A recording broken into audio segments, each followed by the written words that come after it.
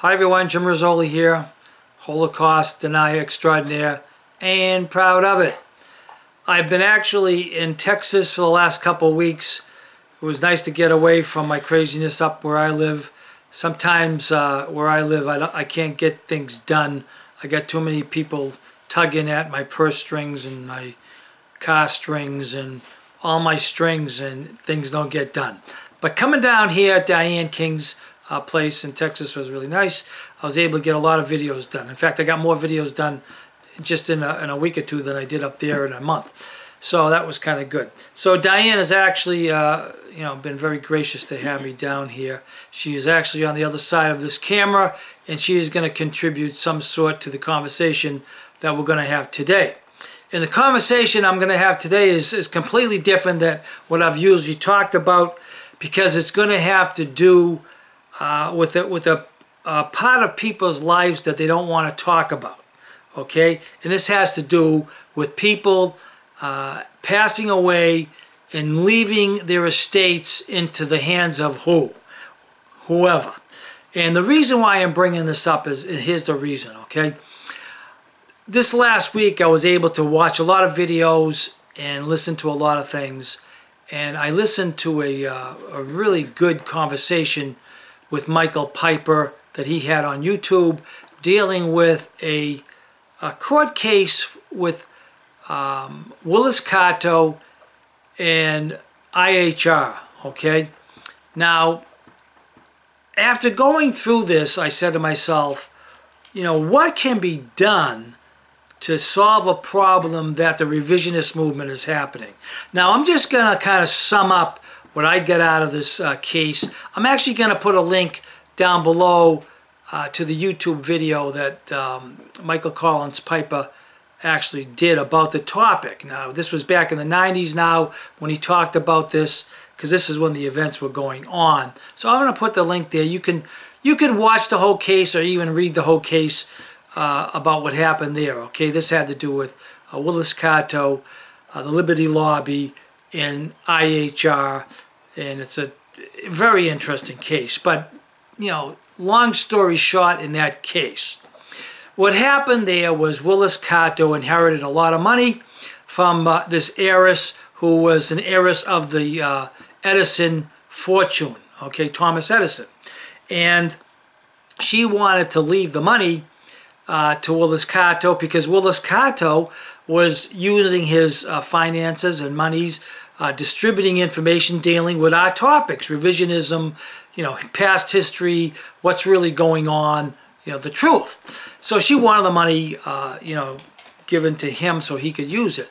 And as far as I can see in this case, Willis Carto was doing just that. Well, what happened was, because he controlled the IHR site, the site of the historical review site, okay, Mark Weber, who was the one that eventually ran that site, wasn't happy with what was going on, and he felt that he should get the money from that estate. And it did go to court, and sad to say, the IHR got the money from that estate. All right, millions of dollars now. Now, I can be corrected. Someone can correct me. As far as I understand, Mark Weber of IHR got over $3 million from the settlement of this Willis Carto Libberty lobby case. That's what I understand happened here. But you can correct me if I'm wrong, because I only can go by what was said in the Michael Collins Piper information.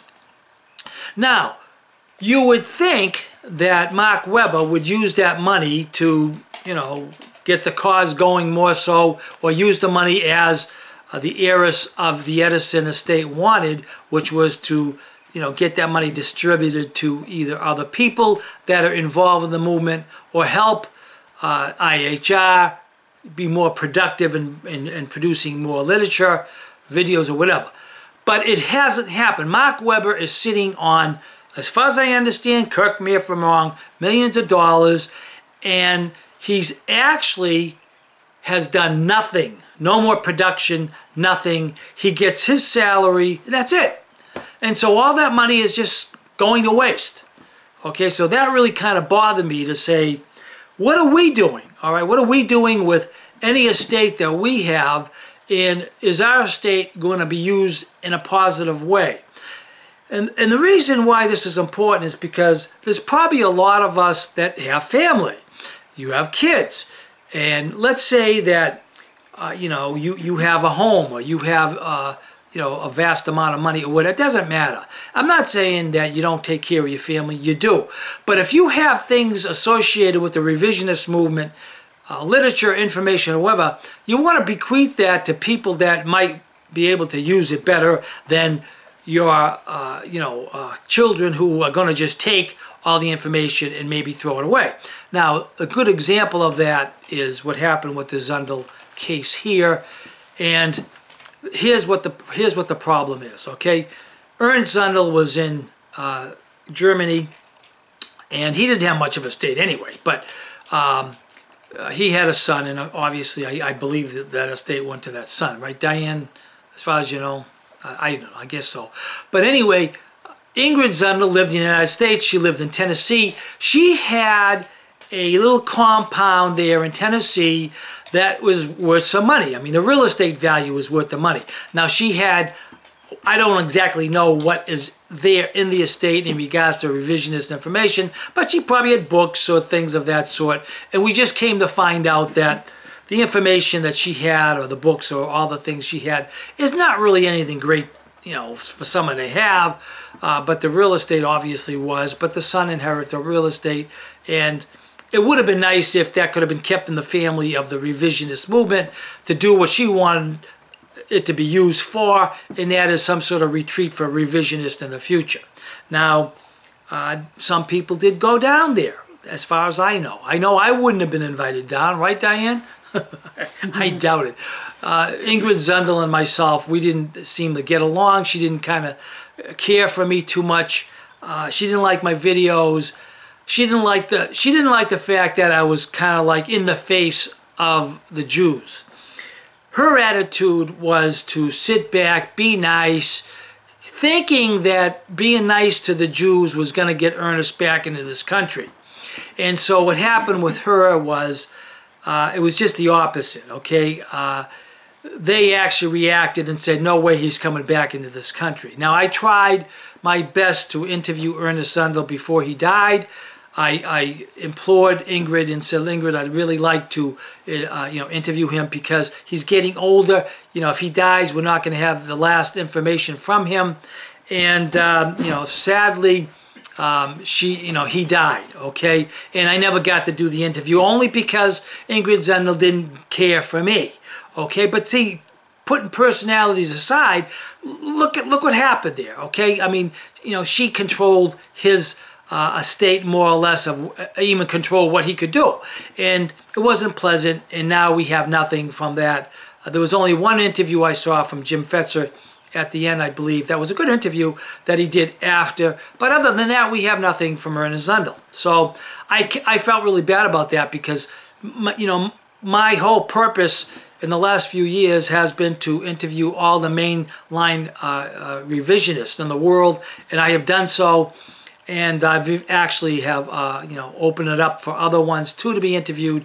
And sadly, you know, some of these have not responded. But most of them have. I must say, I have interviewed the major ones.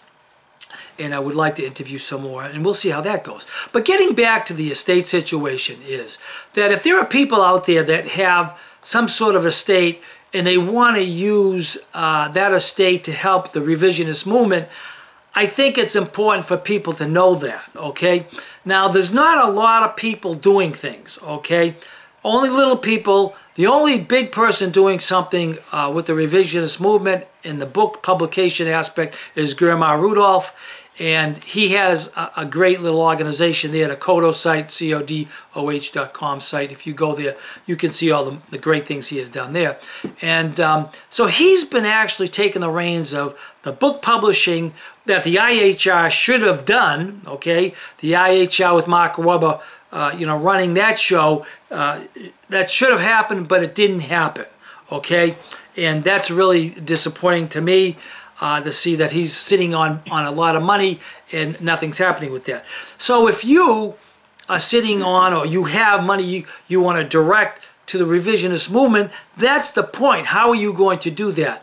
What we're trying to do is we're trying to open up the discussion to give people out there a means at least to express themselves in a will, you know, and how to do it. Maybe Diane, you want to contribute about that, what you perceive going on, maybe what you think should happen. What's that? Do we need to come over there? No, you could talk from where you are. I should pick you up if you talk loud enough. No, that's not the point. But the only thing that can be enforced legally is a will. And other individuals who have been in the movement have encouraged people to make arrangements through their will for anything financial. The special effects like books, artifacts, historical special things, like a lot of our German friends have a lot of National Socialist artifacts. And I have encouraged them, you need to indicate to your kids where you want these to go. You can actually write a letter. My kids have asked in regard to my house, because my youngest lives here, what is the disposition of the house? Do you want it sold, split between the 5 of them, or do you want it to go to the youngest one? They said that you need to have that specified. I don't yet. The thing is, when you delay, you have made a decision.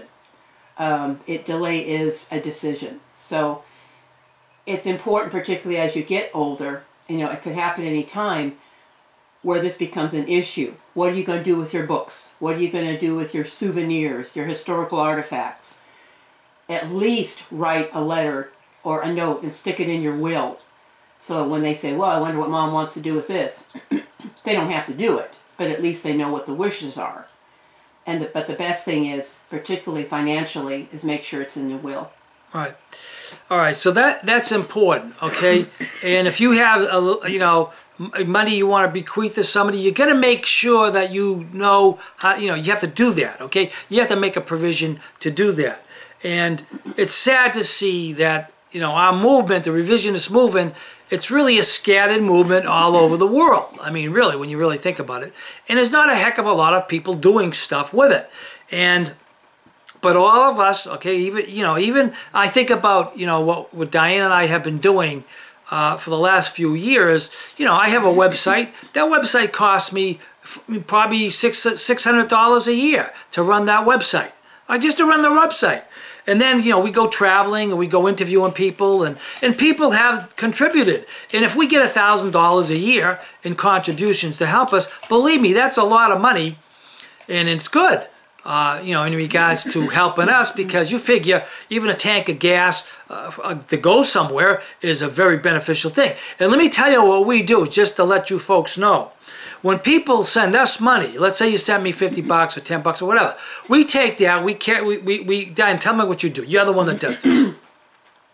Jim, he will either take care of himself, but he always tells me, and we have the address of the person. I mark it down in a book.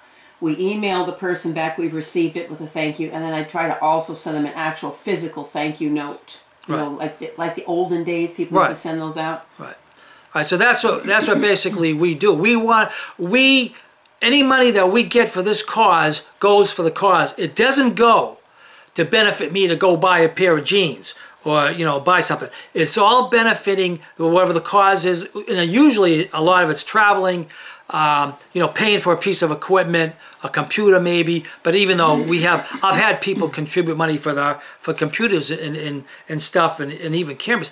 And I'm very happy and very fortunate like that. But in regards to our traveling, we go up to Toronto. And we have had some very generous contributions of people, to go. If we flew, we used to fly. I don't know if we're going to fly anymore. I think we're going to just drive, because I find it's easier to drive. It takes me as long to get to Toronto driving than it does flying, believe it or not. And the cost is probably maybe, a fifth?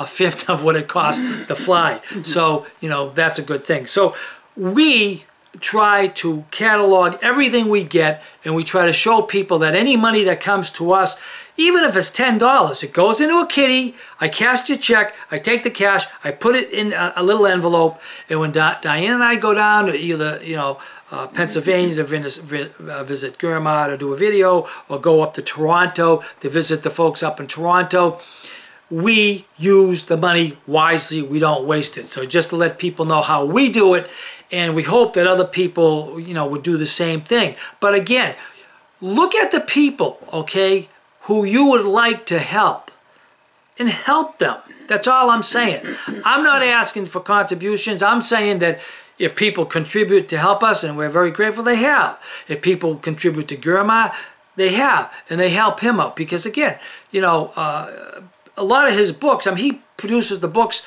and, people can buy them from him too. But he has an opportunity on his website that you can download these books on his website, and you can read them on your computer, and that's what I do. In other words, I take my cell phone with me. I have all the IHR books and other PDF books that I've collected. I don't know if there's 100 of them there or whatever, but I have if I had to put all these books on the table, it would fill the table. But I have all the books there.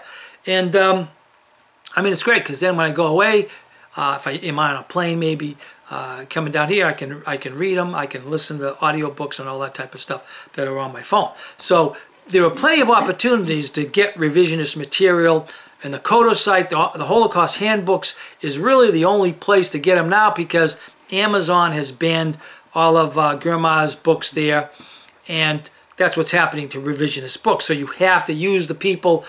Someone said on one of my YouTubes, they said, well, what are we going to do now? No problem. Just go to Grandma's site, order the books there if you want them, and give him the money. So, that's what we want to do. So we want to use the money wisely.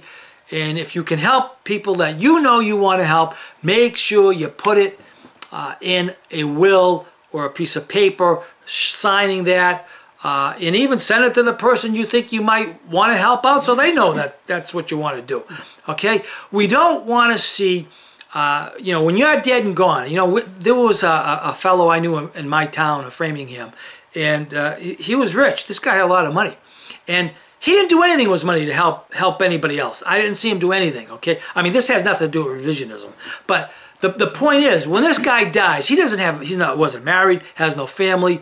I would think that everything he has is going to go to the extra kin somewhere or whatever. I really don't know what the guy's doing. But the point is, I made a joke about it. I said, and this is a joke to everybody, when you die, and if you have a lot of assets, okay, guess what's going to happen to the money assets technically? They're just going to shovel them into your grave. Really, in a sense, bury them. No one's going to have any access to them. So if that's how you want to leave your life, is, hey, I'm going to die, and I'm going to have them shovel my, technically speaking, money into my grave, which goes nowhere.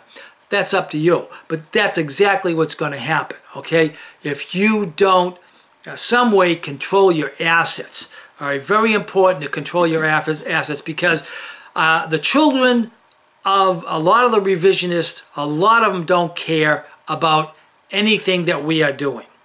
And I know that if I leave money, or if I leave my real estate to my kin, I don't have children myself, but my brother does, and this and that. They really don't care about the movement. They're going to go into my house. So you know what they're going to do? They're going to take every freaking book I have and probably just throw everything away. So I have to make sure myself but you know what my problem is now?